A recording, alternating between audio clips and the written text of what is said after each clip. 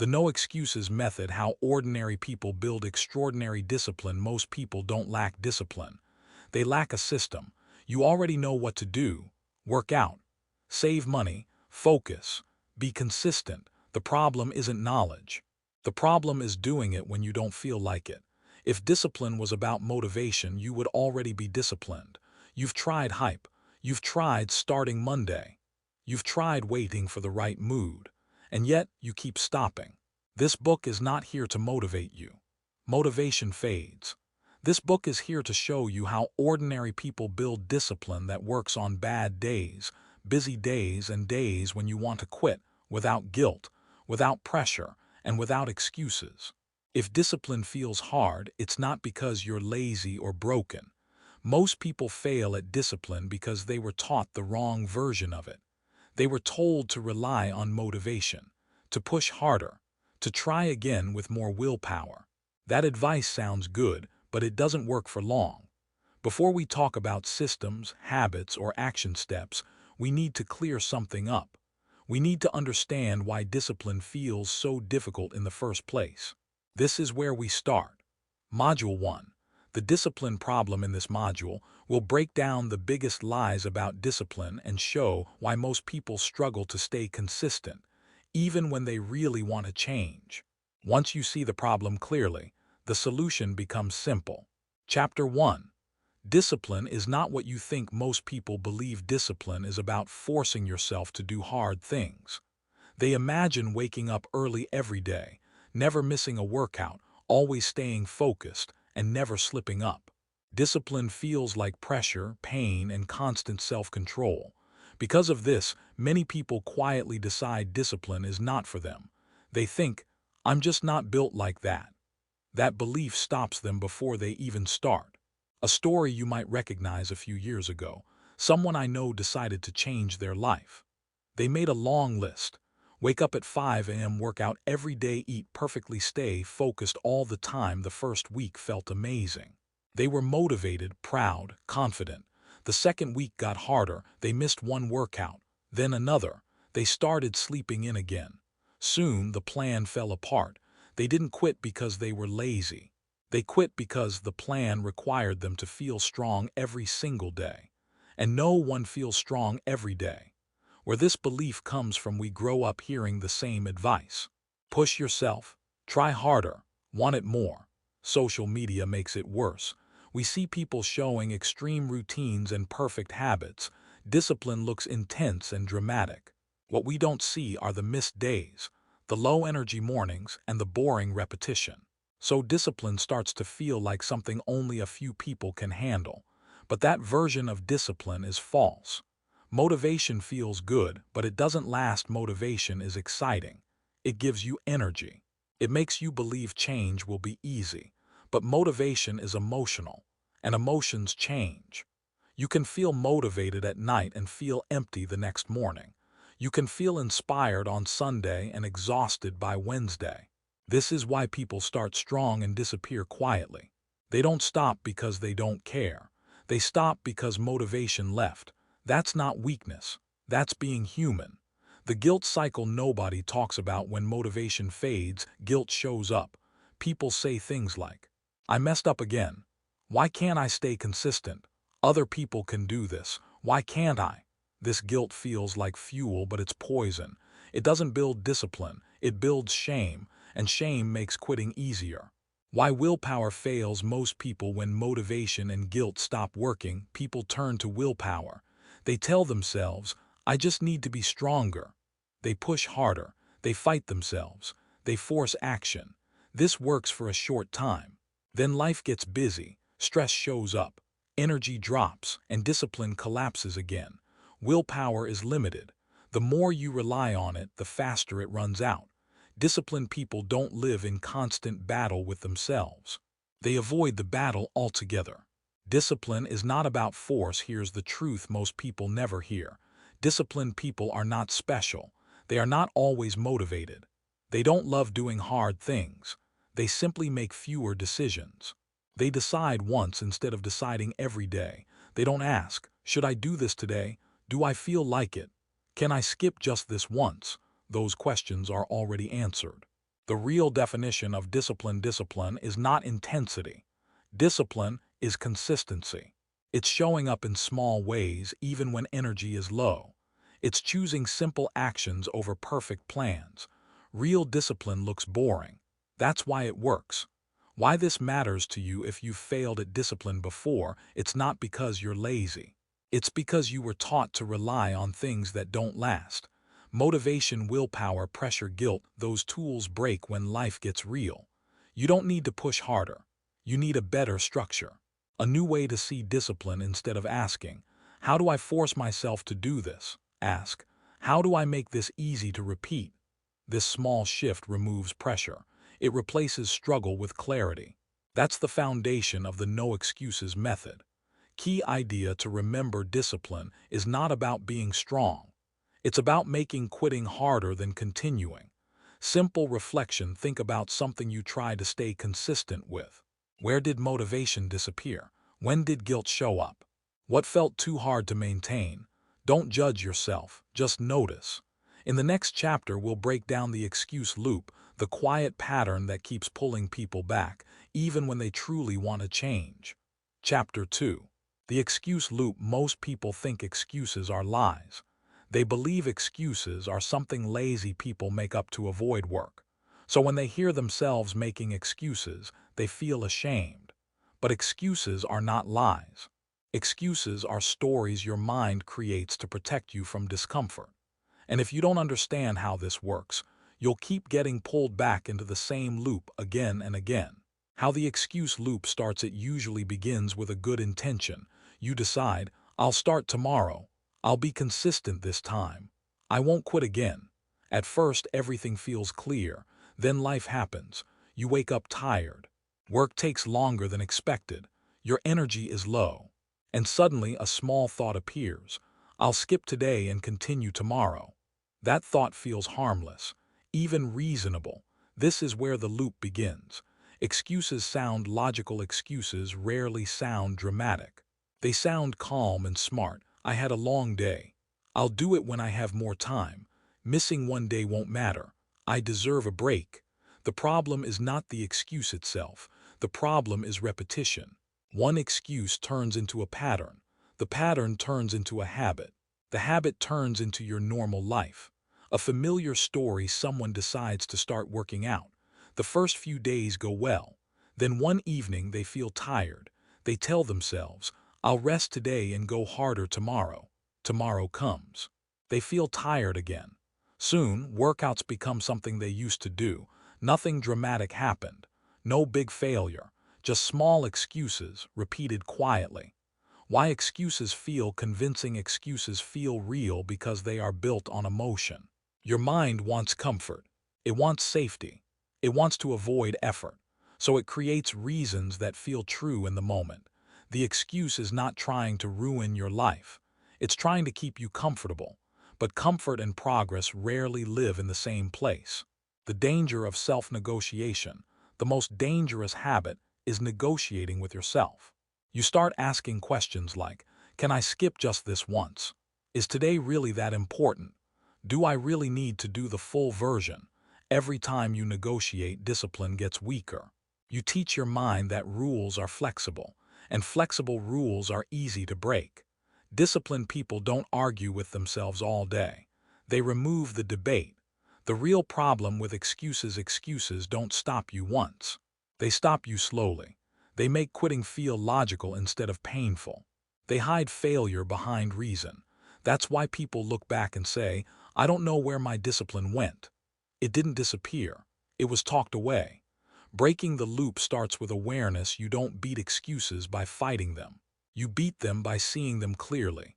The moment you notice the pattern, you take back control, not by pushing harder, not by feeling guilty, but by changing the rules you follow.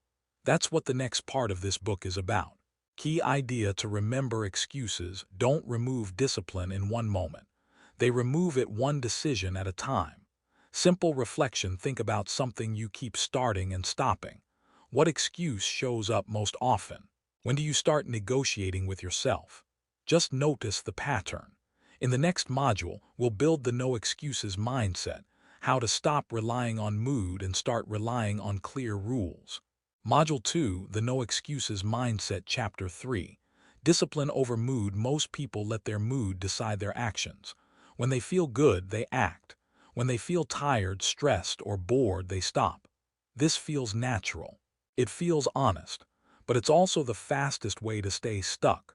Why mood is a terrible leader. Your mood changes all the time. It changes with sleep. It changes with stress. It changes with small problems you didn't expect. If your actions depend on mood, your progress will always be unstable. Some days you move forward. Most days you don't. This is not a discipline problem. It's a leadership problem. A quiet but important truth: disciplined people don't feel better than you. They feel the same resistance, the same tiredness, the same lack of excitement. The difference is simple. They don't ask their mood for permission. They act first. Feelings follow later. Acting before you feel ready. Waiting to feel ready is a trap. Ready never arrives on busy days. Ready disappears when things get uncomfortable. If you wait to feel ready, you'll wait forever. Discipline begins when action comes before emotion. You don't need to feel focused to start. You don't need to feel confident to show up. You don't need to feel motivated to take the first step. You only need a rule. A real-life moment. Think about brushing your teeth. You don't check your mood. You don't ask if you feel motivated. You do it because it's normal. That's the level discipline needs to reach. Not exciting, not dramatic, just standard. Why this feels uncomfortable at first. When you stop listening to your mood, your mind pushes back. It says, this doesn't feel right. You should rest. You can do this later. This resistance is normal. It's the sound of an old habit losing control. Discipline is choosing once. The goal is not to fight yourself every day. The goal is to decide once and stop debating. When something is decided, there is no argument, there is no drama, there is no emotional weight. You just do it. What this changes in your life: when mood stops being in charge. You stop overthinking, you stop starting over, you stop feeling guilty, you build quiet confidence. Not because you feel strong, but because you follow through. Key idea to remember: mood is temporary. Discipline is a decision. Simple reflection: think about something you only do when you feel like it. What would change if it became a rule instead of a choice? In the next chapter, we'll talk about identity before results, why becoming disciplined comes before seeing results. Chapter 4. Identity before results. Most people try to change their behavior by chasing results. They believe results will give them confidence. They believe progress will make them disciplined. They believe success will change how they see themselves. So they wait. They wait to feel different before acting different. This is where most people get stuck. Why results don't create discipline. Results are unstable. Some weeks you see progress. Some weeks you don't. If your discipline depends on results, your effort will rise and fall with them. On good weeks, you feel proud and motivated. On slow weeks, you feel disappointed and question yourself. This turns discipline into a fragile thing. It only exists when life goes well. A deeper look at identity. Identity is not a label. It's not something you announce. Identity is how you see yourself when no one is watching. It's the quiet answer to the question, what kind of person am I? Your behavior follows that answer automatically. If you see yourself as someone who quits easily, skipping feels normal. If you see yourself as someone who shows up, quitting feels uncomfortable. Why waiting for proof doesn't work? Many people say, I'll believe in myself once I prove it. But belief is not a reward. It's a starting point. Without belief, every action feels heavy. Every mistake feels personal. You're not just failing a task, you're failing yourself. That pressure makes quitting attractive. Identity reduces friction. When identity is clear, decisions become simple. You don't debate, should I do this today? You already know the answer. You act not because it's easy, but because it fits who you are. This removes emotional drama from discipline. A real-life example: think about someone who says, I'm not a morning person. That one sentence controls years of behavior. They don't test it, they don't question it, they accept it as truth. Now imagine flipping that belief. I'm someone who shows up early. Even if it's not perfect, behavior starts to change. Not because mornings got easier, but because identity shifted. Identity is built through standards. Disciplined people don't chase goals all day. They follow standards. Goals are temporary. Standards are permanent. A goal says, I want to do this. A standard says, this is who I am. Standards create consistency without pressure. What identity is not perfection. It's not intensity. It's not never failing. Disciplined people miss days too. The difference is what they do next. They don't say, I failed, so I might as well quit. They say, that was out of character. Let me reset. Identity grows through small proof. You don't build identity by doing everything right. You build it by doing something, especially when it's inconvenient. Small actions matter more than big plans. Every time you show up, even at 50%, you strengthen your identity. Why this changes everything when identity comes first. You stop depending on motivation, you stop needing encouragement, you stop restarting, you don't feel disciplined. You are disciplined, quietly, naturally. Key idea to remember: discipline becomes easier when it becomes personal. Simple reflection: ask yourself, what identity have I been reinforcing without realizing it?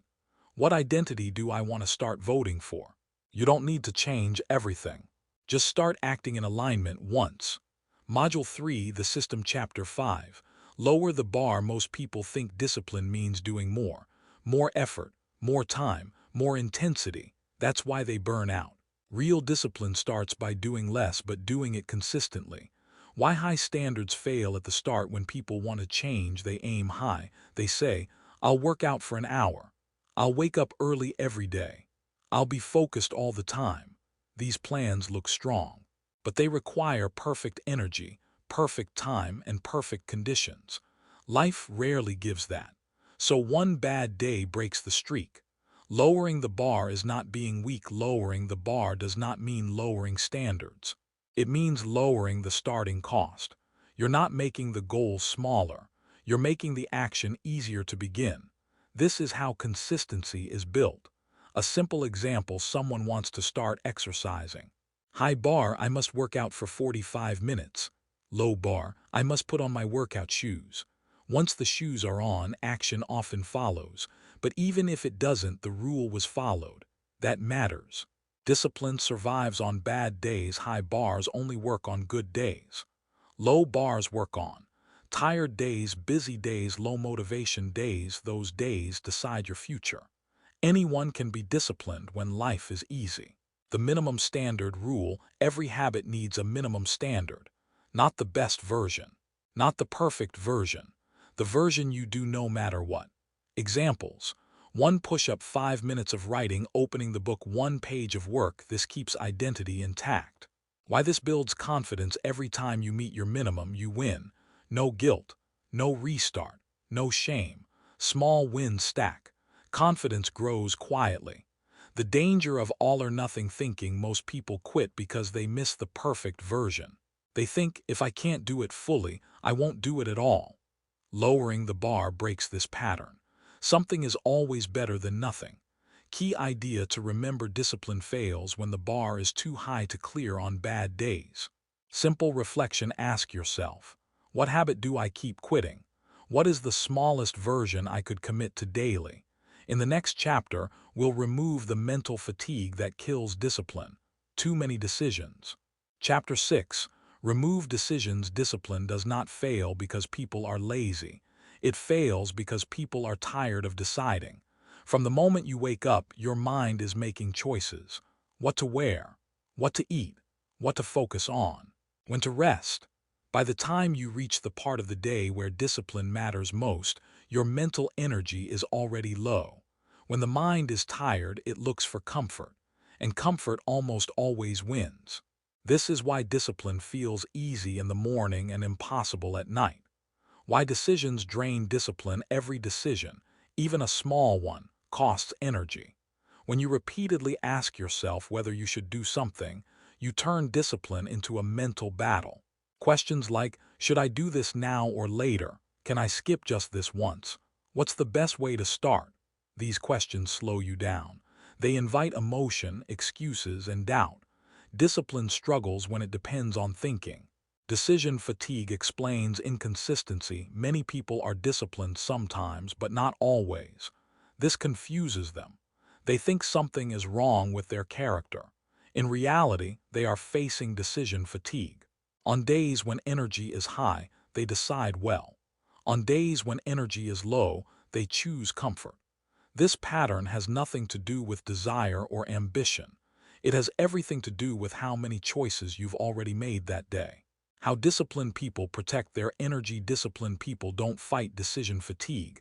They design around it. They remove choices before they show up. They don't ask, "When should I work out today?" They decide the time once. They don't ask, "What should I work on first?" They decide it in advance. By doing this, they save energy for action instead of thought. A simple real-life example: think about brushing your teeth. You don't decide each night whether you will do it.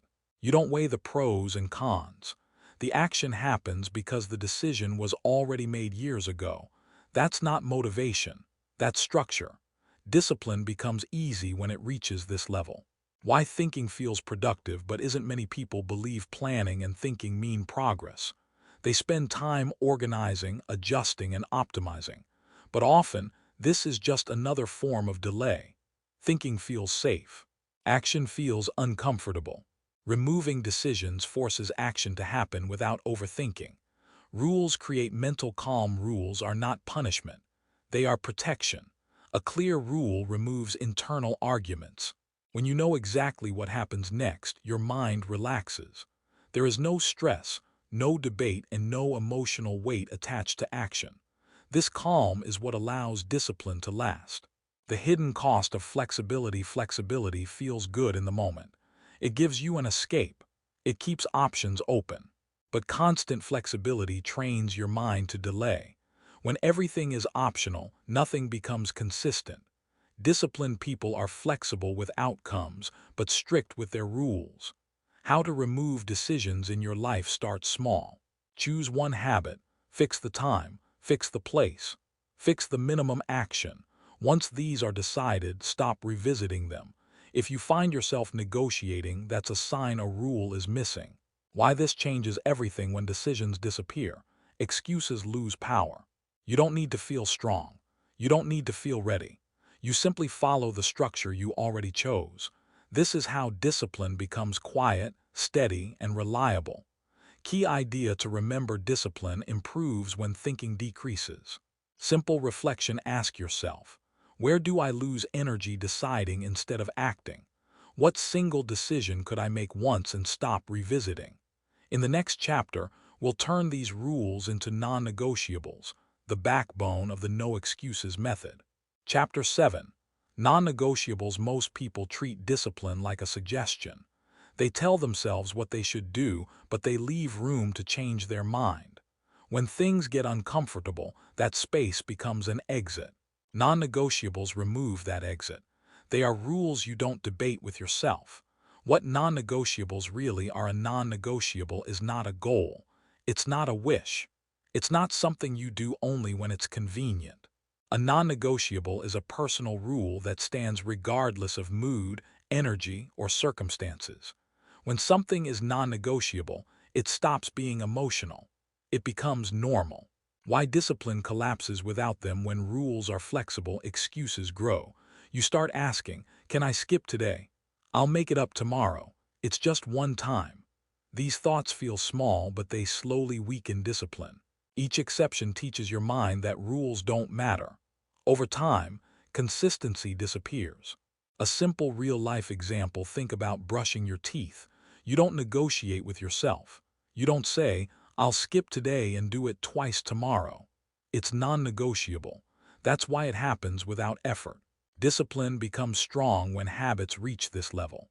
Non-negotiables remove self-betrayal. One of the most painful parts of inconsistency is not failure. It's breaking promises to yourself. Each time you say you'll do something and don't, trust in yourself weakens. Non-negotiables protect that trust. They turn promises into standards. Why people avoid non-negotiables. Many people resist strict rules because they fear failure. They think, what if I can't keep it? So they keep things vague. But vagueness doesn't protect you. It drains confidence. Clear rules create clarity, not pressure. Start smaller than you think. A non-negotiable should feel almost too easy. If it feels heavy, it won't survive bad days. Examples. Write one sentence, do one push-up, open the book, sit at the desk. The goal is not performance. The goal is continuity. Non-negotiables protect identity. When you follow a non-negotiable, even on bad days, you reinforce who you are. You prove to yourself, I show up, I don't disappear, I don't negotiate with my standards. This builds quiet confidence. Missing once V's breaking the rule. Life happens. Sometimes you will miss a day. The danger is not missing. The danger is changing the rule after missing. Disciplined people don't erase standards because of one failure. They return to them. Non-negotiables make discipline boring, and that's good. Once rules are clear, discipline loses drama. No hype, no guilt, no inner arguments, just action. Boring discipline is sustainable discipline. How to create your non-negotiables. Choose one habit one time or trigger one minimum action. Write it down. Then treat it like a personal law. Not because you feel like it, because it's who you are. Why this works. Long-term non-negotiables reduce thinking. They reduce excuses. They reduce emotional swings. They turn discipline into structure. And structure is stronger than motivation. Key idea to remember: discipline becomes powerful when rules replace moods. Simple reflection. Ask yourself, what habit do I keep negotiating with? What is the smallest non-negotiable I can commit to daily? In the next module, we'll talk about discipline on bad days, how to stay consistent when life pushes back. Module 4, execution in real life. Discipline often looks strong on paper. Plans are clear. Rules are set. Motivation is high. Then real life shows up.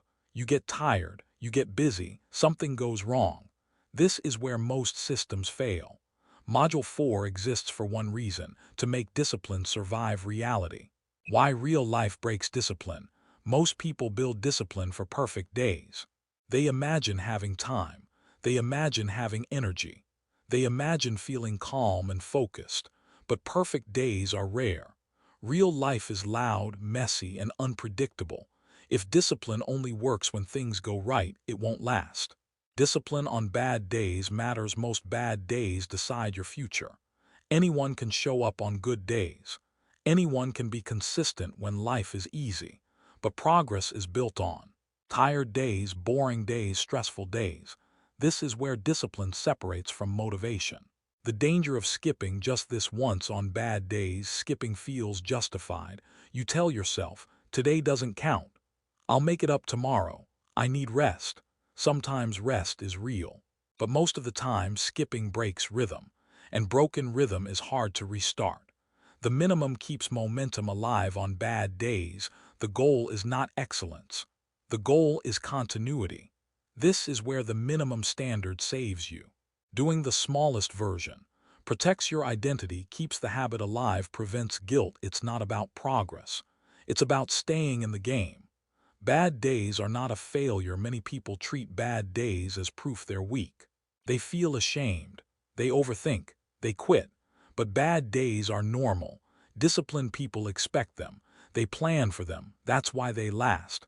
Emotional discipline versus physical discipline. Most people focus on physical action. But emotional discipline is harder. It means showing up when you're discouraged, continuing when results are slow, acting when no one notices. This quiet discipline matters most. Why boredom is a good sign. When discipline starts working, it gets boring. There is no excitement, no rush, no drama. Many people quit here because boredom feels like stagnation. But boredom means the system is working. Consistency feels dull because it's stable. Burnout comes from intensity, not consistency. Burnout doesn't come from doing small things daily. It comes from pushing too hard, too fast. Discipline should feel sustainable. If it feels heavy, something is wrong. Lower the bar again. How disciplined people recover faster. Everyone slips. The difference is recovery speed. Undisciplined people spiral, I messed up so I failed. Disciplined people reset, that was one day, back to the rule. No emotion, no punishment, no drama. Stop restarting, start continuing. Most people don't fail because they quit forever. They fail because they keep restarting. Restarting creates pressure. Continuing builds trust. The goal is not to start again. The goal is to never fully stop. Discipline becomes self-respect over time. Discipline stops being about habits. It becomes about how you treat yourself. You show up because you said you would, not because you feel like it. That's real self-respect. Key idea to remember: discipline isn't proven on perfect days. It's proven on ordinary, difficult ones. Simple reflection: ask yourself, what usually breaks my discipline? How can I protect momentum on bad days? Module 5, Maintaining Discipline. Starting discipline is hard. Maintaining it is harder. Not because the work gets tougher, but because progress becomes quiet. This module is about staying consistent when nothing exciting is happening. Why people quit after making progress. Most people expect discipline to feel rewarding. At the beginning, it often does. You feel proud. You feel different. You feel in control. Then things level out. Results slow. Excitement fades. Routine takes over. Many people mistake this calm for failure. It's not failure, it's stability. The danger of invisible progress: real progress is slow and subtle. You don't notice it daily. You notice it months later. Because progress feels invisible, people lose motivation. They think, this isn't working. So they quit, even though it was working. Track consistency, not outcomes. Most people track results. Weight, money, performance. Results move slowly. Disciplined people track consistency. Did I show up today? Did I follow the rule? Did I keep the streak alive? This keeps focus on what you can control. The power of boring wins. Big wins are rare. Small wins happen daily. Every day you follow your rule is a win. These wins don't feel exciting, but they build momentum quietly. Boring wins create extraordinary outcomes. Why streaks should be handled carefully. Streaks can help or hurt. They help when they motivate. They hurt when they create fear. If you become afraid to break a streak, pressure increases. Pressure leads to burnout. The goal is consistency, not perfection. Falling off is part of the process. Everyone falls off. Missing a day is not the problem. Turning one miss into a week is. Disciplined people recover quickly. They don't analyze, they don't punish. They return to the rule. The reset mindset. A reset is simple. No guilt. No self-talk, no emotional drama, just return. The faster you reset, the stronger your discipline becomes. Discipline matures over time. At first, discipline feels intentional. Later, it feels normal. Eventually, it feels automatic. You stop thinking about it. This is the goal, not effort. Identity.